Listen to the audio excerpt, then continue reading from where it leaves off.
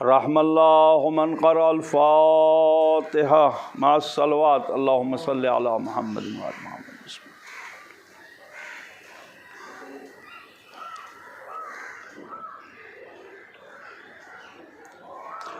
لا حول ولا قوة الا باللہ العلی العظیم. اعوذ باللہ من الشیطان اللعین الرجیم. بسم اللہ الرحمن الرحیم. الحمد للہ رب العالمین والصلاة والسلام علی سید المرسلین واہل بیت الطیبین الطاہرین. اما بعد فقد قال سبحانہ تبارک و تعالی وقولہ الحق. بسم اللہ الرحمن الرحیم. وَيُطْعِمُ الطَّعَامَ عَلَى حُبِّهِ مِسْكِينًا وَيَتِيمًا وَأَسِيرًا. ناظرین اکرام، مومنین و مومنات، سلام علیکم. یہ مجلس یاد میں ہے مرحوم حاجی سید علی اکبر Alhusaini, مرحومہ حاجیہ be be Rabab, professor Haji Syed Muhammad Hussaini, Syed Mustafa Hussaini, Syed Jalil Hussaini, Syed mehndi Hussaini, be be Fatima حسینی، حاجی علی محمد صادقیان، سلطان محسنی، حاجی محمد رضا اسلامی، حاجی خدیجہ رونق حسینی اور حابیہ حسینی، ثنا حسینی، سیمین حسینی، اور ان کے تمام خانوادے کے تمام مرحومین جو اس دنیا سے رخصت ہو چکے، اور کل مومنین و مومنات کو خدا ان کے درجات کو بلند کرے اور ان کی قبر کی برزخ کی آخرت کی منزلوں کو آسان کرے. یقیناً آج ماہ مبارک رمضان کی 8 تاریخ ہے. خدا آپ سب کے نماز و روزے کو قبول فرمائے. یہ مجلس آپ کی خدمت میں ان مرحومین کے درجات کی بلندی کے لیے شیعہ اشنا شری قبرستان ایرانیان رحمت آباد سے آپ کی خدمت میں پیش کی جاتی ہے. پروردگار عالم کا اعلان ہے سورہ انسان میں، سورہ دہر جسے ہم کہتے ہیں. اللہ اعلان کر رہا ہے کہ یطعم الطعام علی حبہ مسکینوں و یتیموں و اسیرا. کچھ لوگ ایسے ہیں کہ جو اللہ کی محبت میں، اللہ کی رضا کے لیے اپنے آگے کا کھانا، اپنے آگے کا طعام،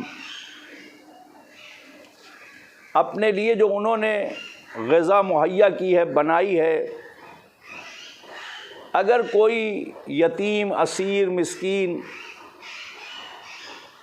اللہ کی خوشنودی کے لیے، اللہ کی رضا کے لیے سوال کرتا ہے کہ وہ بھوکا ہے، پیاسا ہے، تو کچھ ایسے اللہ کے بندے گزرے ہیں کہ جو اپنے آگے کی غذا، اپنے آگے کا طعام، اپنے آگے کے نان و جو خوشنودی الہی کے لیے بارگاہ الہی میں دے دیتے ہیں اور اللہ کی رضا پر راضی رہتے ہیں. اور صرف ایک دن نہیں، بلکہ تفسیروں میں ہے کہ 3 دن مسلسل ایسے افراد آئے کہ ایک دن آنے والا اپنے کو یتیم کہہ رہا ہے، دوسرے روز آنے والا اپنے کو اسیر کہہ رہا ہے، تیسرے روز آنے والا اپنے کو مسکین کہہ رہا ہے. مسکین، یتیم، اسیر. اور آنے کے بعد ان کے دروازے پر، یعنی اللہ کی راہ میں اپنی پسندیدہ غذا، اللہ کی راہ میں اپنی پسندیدہ شے کو دینا، یہ زیادہ ثواب اور اجر کا باعث ہے. ہم اور آپ روزے سے الحمدللہ ہمارا خدا روزہ قبول کرے، انشاءاللہ عبادتوں کو قبول کرے، اور ہمیں قرآن کی تلاوت اور قرآن کو سمجھنے کی خدا توفیق عنایت کرے. اس لیے کہ اللہ نے قرآن میں ہر شے کو رکھا ہے، وَلَا رَطْبٍ وَلَا يَابِسٍ إِلَّا فِي كِتَابٍ مُبِينٍ. قرآن کے اندر ہر شے ہے، چاہے وہ خشکی کی ہو، چاہے وہ تری کی ہو. قرآن آواز دے رہا وَمَا مِنْ غَائِبَةٍ فِي السَّمَاءِ وَالْأَرْضِ إِلَّا فِي كِتَابٍ مُبِينٍ. آسمانوں میں جو کچھ غائب ہے، زمینوں میں جو کچھ غائب ہے، یعنی غائب سے مراد جسے ہم نہیں دیکھ رہے، بہت ساری ایسی اشیاء ہے، بہت ساری ایسی اللہ کی مخلوق ہے، بہت ساری ایسی چیزیں ہیں کہ جو آسمانوں کے اندر ہیں جسے ہم اور آپ نہیں دیکھتے۔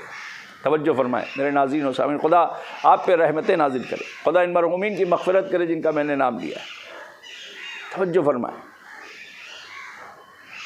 اللہ کی بہت ساری نعمتیں، بہت ساری اشیاء، بہت ساری چیزیں جو آسمانوں کے اندر غائب ہیں جسے ہم درک نہیں کر سکتے، جو زمینوں کے اندر ہیں جسے ہم دیکھ نہیں سکتے۔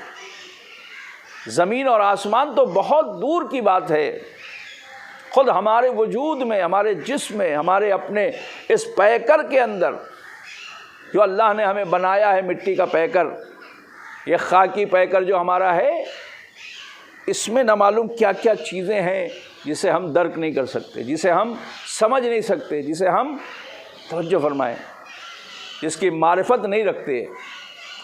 شاید اسی لیے امیر المومنین فرماتے من عرف نفسہ فقط عرف ربہ، جس نے اپنے نفس کو پہچانا اس نے اپنے رب کو پہچانا، یعنی اپنے وجود کو پہچانا۔ تمہارا وجود ہے کیا؟ تم ہو کیا؟ تمہیں پیدا کیوں کیا گیا؟ تمہاری تخلیق کا مقصد کیا ہے؟ تمہیں اللہ نے ہاتھ، پیر، اعضاء و جوارح، آنکھ، کان، ناک کس لیے دی ہے؟ کیا یہ آنکھیں اس لیے دی ہے کہ تم اس سے برائیاں کرو، یا اس لیے اللہ نے آنکھیں دی ہے کہ تم اس سے اللہ کی طرح طرح کی نعمتوں کو دیکھو، اس کی رعنائیوں کو دیکھو، اس کی صنائیت کو دیکھو، اس کی خلاقیت کو دیکھو، ذرے ذرے پر نگاہ کرو، درخت پہ نگاہ کرو، پرندوں پہ نگاہ کرو، چرند پر نگاہ کرو، اور اس کے بعد غور کرو کہ یہ کیوں بنایا اللہ نے؟ کیا تمہاری طاقت ہے؟ کیا ہماری طاقت ہے؟ نہیں۔ جب یہ احساس پیدا ہوگا کہ ہماری آنکھیں اللہ کے وجود کے لیے، اس کی معرفت کے لیے، توحید کے لیے اللہ نے دی ہے، تو پھر ان آنکھوں سے ہم غلط کام نہیں کریں گے، ان آنکھوں سے ہم حرام نہیں دیکھیں گے۔ اگر ہم یہ محسوس کر لیں کہ یہ کان اللہ نے ہمیں کیوں دیے ہیں؟ تاکہ پرندوں کی آواز سنیں، چرند کی آواز سنیں، قرآن کی تلاوت سنیں، اذان کی آواز سنیں۔ توجہ فرمائیں، یہ کان ہمیں کس لیے اللہ نے دیا ہے؟ کیا اس لیے دیا ہے کہ اس سے وہ چیز کہ جس سے اللہ پسند نہیں کرتا سنیں؟ نہیں۔ اگر ہم اس کان کے وجود اور اس کان کی بناوٹ اور اس کان کے، توجہ کیجیے گا، خلقت کا مقصد سمجھ جائیں تو پھر کانوں سے کبھی ہم لغویات، برائیاں، غنا، میوزک، فحاشی، غیبت، جھوٹ نہیں سنیں گے، چونکہ ہم اسے محسوس نہیں کرتے۔ یہ ہاتھ اللہ نے کیوں دیے ہیں؟ لوگوں کی مدد کے لیے، یتیموں کی مدد کے لیے، مسکینوں کی مدد کے لیے، بیواؤں کی مدد کے لیے۔ یہ ہاتھ اس لیے نہیں دیے کسی پہ ظلم کیا جائے، کسی کا مال چھین لیا جائے، کسی کمزور پر آپ غور کریں، ظلم کرے، تھپڑ رسید کر دے، کوئی چھوٹا ہے تو نہیں، کوئی کمزور ہے تو نہیں، بلکہ اللہ نے یہ ہاتھ اس لیے دیے تاکہ کمزوروں کو تقویت حاصل ہو۔ یہ ہاتھ اس لیے دیے ہیں تاکہ غریب کو، توجہ کریں آپ، ایک روٹی مہیا کرو۔ یہ ہاتھ اس لیے دیے کہ تاکہ یتیموں کے سر پہ شفقت پھیری جائے۔ مقصد ہے ہمارے ہاتھ کا۔ پیر کس لیے دیا اللہ نے؟ تاکہ لوگوں کی مدد کرو، اپنے بال بچوں کی مدد کرو، اپنے اہل و عیال کی مدد کرو۔ یہ پیر ہمیں اس لیے اللہ نے دیے ہیں، چلو پھرو، حرکت کرو۔ سیروا فی الارض کیف کان عاقبۃ للمتقین للمکذبین۔ توجہ فرمائیں، قرآن کہہ رہا ہے کہ سیروا فی الارض، زمین پر چلو، سیر کرو، دیکھو، اور اللہ کی وحدانیت کا ادراک کرو، درک کرو، محسوس کرو خدا کیا ہے۔ میرے عزیزوں، کھانا کھلانا ایک بہت بڑی عبادت ہے، اور بالخصوص ماہ مبارک رمضان میں کسی کو کھانا کھلانا۔ امام جعفر صادق علیہ السلام فرماتے ہیں، تفسیر الکوثر میں ہے کہ امام فرماتے ہیں کہ اگر کوئی شخص 3 مومن کو کھانا کھلا دے، کتنے؟ صرف 3 مومن کو۔ اگر 3 بھوکے انسانوں کو، 3 غریب مومن کو، 3 مفلس نادار مومن کو کھانا کھلا دے تو چھٹے امام فرماتے ہیں کہ خدا آسمان کے ملکوت میں جنت کے 3 باغوں سے اسے غذا مہیا کرے گا۔ اللہ اکبر، یعنی ملائکہ کی بز میں اٹھے بٹھائے گا اور پھر اسے جنت کے باغات میں سے 3 باغوں میں سے اللہ اس کے لیے پھل مہیا کرے، غذا مہیا کرے۔ توجہ فرما، ایک مومن کو کھانا کھلانا، ایک مومن کو دعوت دینا، ایک مومن کا پیٹ بھرنا کتنا اجر رکھتا ہے جانتے ہیں؟ جب اہل بیت اطہار نے یتیم، مسکین، غریب آنے والے کو اپنے آگے کا روزہ رکھا تھا اہل بیت نے نا، امام حسن امام حسین بیمار تھے، خدا ان مرحومین کی مغفرت کرے، ان کے درجات کو بلند کرے، اہل بیت کے صدقے میں ان کی قبروں پر رحمتیں نازل کرے، مرحوم حاجی سید علی اکبر الحسینی اور ان کے تمام خانوادے کے تمام مرحومین کی توجہ فرمایا۔ میرے عزیزوں، میرے دوستوں، ان کے تمام بچوں کو، ان کے تمام اہل و عیال کو، ان کے تمام لواحقین کو، پسماندگان کو خدا صبر جمیل عنایت کرے اور ہر آفت، ہر بلا سے محفوظ رکھے۔ جو ایک بہترین خانوادہ ہے، واقعی غربا و مساکین پر رحم کرے، شفقت کرے، مہربانیاں کرے، اس لیے کہ موت برحق ہے، موت یقینی ہے، موت حقیقی ہے، کوئی رہا نہیں ہے۔ پہلے والے جیسے چلے گئے ویسے آنے والے بھی جائیں گے۔ میں اکثر کہا کرتا ہوں کہ ابتدا کی ہے تو انتہا ہے، حیات ملی ہے تو موت ہے، زندگی ملی ہے تو جانا ہے، آئے ہیں تو جانا ہے، ابتدا کی ہے تو اختتام کی منزل ہے۔ کوئی ایسا نہیں ہے کہ جس نے ابتدا کی ہو اس کی انتہا نہ ہو۔ انبیاء، رسول، امام، ہر ایک اس دنیا میں آئے اور گئے، کسی کو مہلت نہیں ہے، اس لیے کہ موت تمہارے مقدر میں اللہ نے لکھ دیا ہے، ہمارے مقدر میں اللہ نے موت کو لکھ دیا۔ میرے عزیزوں، اس سے پہلے کہ موت ہمارے قریب آئے، ہم اس رمضان کا فائدہ اٹھا لیں، ہم عبادتوں کا فائدہ اٹھا لیں، ان کی گھڑیاں، ان کی ساعتیں، یہ جو اللہ نے ہمیں برکت دی ہے، جس میں سونا عبادت ہے، جس میں سانس تسبیح کا درجہ رکھتی ہے، اس کو ہم فائدہ اٹھائیں، قرآن کی تلاوت کریں۔ اور رات میں اگر ہم جاگیں تو یہ نہیں ہو کہ رات میں جاگ رہے ہیں، باتیں کر رہے ہیں، ادھر ادھر کی لغویات و فضول، اور کیرم کھیل رہے ہیں، اور فلاں کر رہے ہیں، اور کرکٹ کھیل رہے ہیں، اور فلاں کر رہے ہیں، نہیں۔ رات اس لیے جاگو، رات اللہ نے کس لیے بنائی ہے؟ آرام کے لیے، سکون کے لیے۔ رات انسان کے سکون کے لیے بنی ہے، رات انسان کے آرام کے لیے بنی ہے، لیکن اگر وہ رات اللہ کی خوشنودی کے لیے بیداری میں گزارا جائے، جاگ کے گزارا جائے، شب بیداری کی جائے، تو وہ اللہ کو پسند ہے، نہ یہ کہ اللہ کی مرضی کے خلاف عمل کرنے کے لیے۔ رات بھر بیٹھ کے ہم آپس میں خالی باتیں کریں، فلم دیکھیں، گیم کھیلیں، توجہ فرما لیں، تو یہ عبادت نہیں ہے۔ اس کے معنی یہ نہیں، اس سے بہتر ہے کہ سو جاؤ۔ مولا کائنات حضرت علی ابن ابی طالب علیہ السلام فرماتے ہیں کہ یقین کا سونا شک کی عبادت سے زیادہ بہتر ہے۔ اگر کوئی شخص عبادت کر رہا ہے اور اس عبادت میں اسے شک حاصل ہے، یقین نہیں ہے اس عبادت میں، تو اس عبادت سے بہتر ہے کہ وہ یقین کے ساتھ سو جائے، تاکہ وہ کم سے کم گناہوں سے محفوظ رہے۔ اس کے معنی یہ نہیں کہ ہم سوتے رہیں اور عبادت نہ کریں، نہیں، اس کے معنی مولا کا کہنے کا مقصد یہ ہے کہ ایسی عبادت نہ کرو جس میں تمہیں شک میں ڈال دے۔ اس شک کی عبادت سے وہ سونا یقین کا بہتر ہے۔ یقین حاصل کرو اپنی عبادت میں، جو عبادت کرو یقین حاصل کرو، شک پیدا نہ کرو، وسوسہ پیدا نہ کرو۔ وسوسہ شیطان کا عمل ہے، شک شیطان کا عمل ہے۔ اہل بیت نے روزہ رکھا 3 دن مسلسل، آنے والا پہلے دن یتیم، دوسرے دن اسیر، تیسرے دن مسکین، آتے رہے، روٹیاں دیتے رہے اہل بیت، اپنے آگے ایک روٹی دے دی۔ اللہ نے کیا دیا؟ اللہ نے اس کی جزا کیا دی؟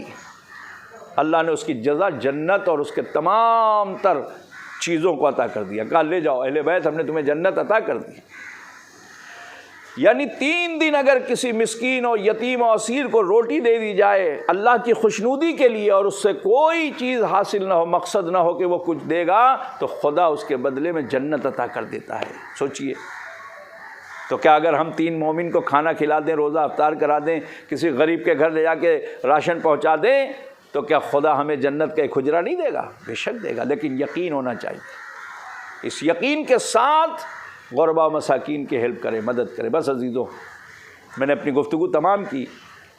خدا ان مرحومین کی مغفرت کرے، ان کے درجات کو بلند کرے، اور پروردگار ان کی قبر پر آل محمد کے انوار سے انہیں روشن و منور کرے، اور تمام ان کے لواحقین و پسماندگان اور ان کے بچوں کو پروردگار صبر جمیل عنایت کرے، ہر آفت ہر بلا سے۔ رمضان میں عبادت کریں، تھوڑا قرآن پڑھیں مگر پڑھیں ضرور، عبادت کریں مگر یقین کے ساتھ کریں۔ رات میں اگر جاگیں تو عبادت کے لیے جاگیں، فضول جاگنا صحیح نہیں، جاگنا اس کا فضول ہو جائے گا۔ بس عزیزوں، لیکن جب آپ روزہ کھولیں تو اس خدا کو یاد کریں جو کریم خدا ہے۔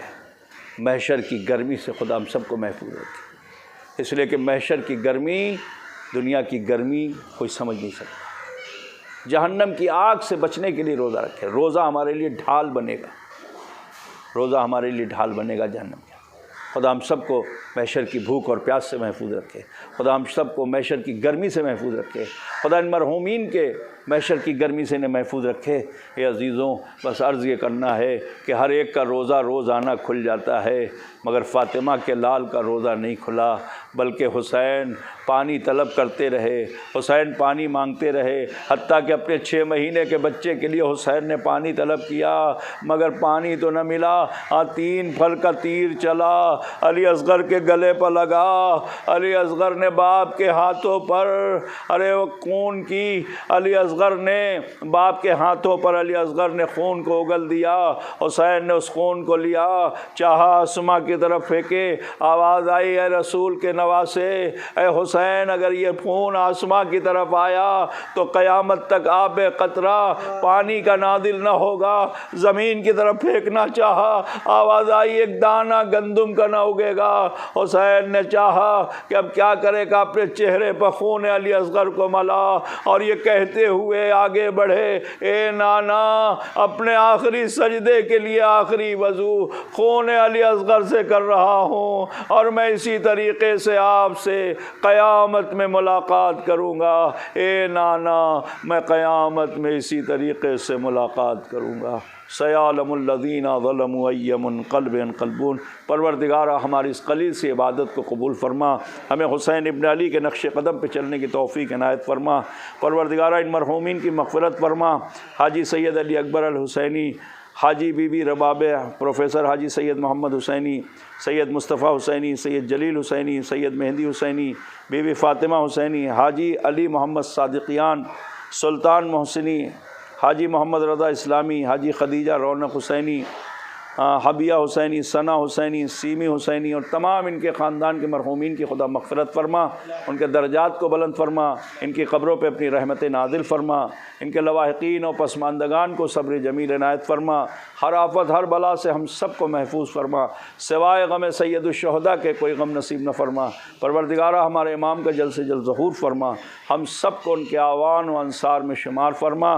تمام ناظرین و سامعین و حاضرین سے بھی گزارش ہے کہ ایک مرتبہ سورہ حمد، 3 مرتبہ سورہ قل هو اللہ کی تلاوت کر کے ان مرحومین کی ارواح کو ایصال کر دیں۔ والسلام علیکم ورحمۃ اللہ وبرکاتہ۔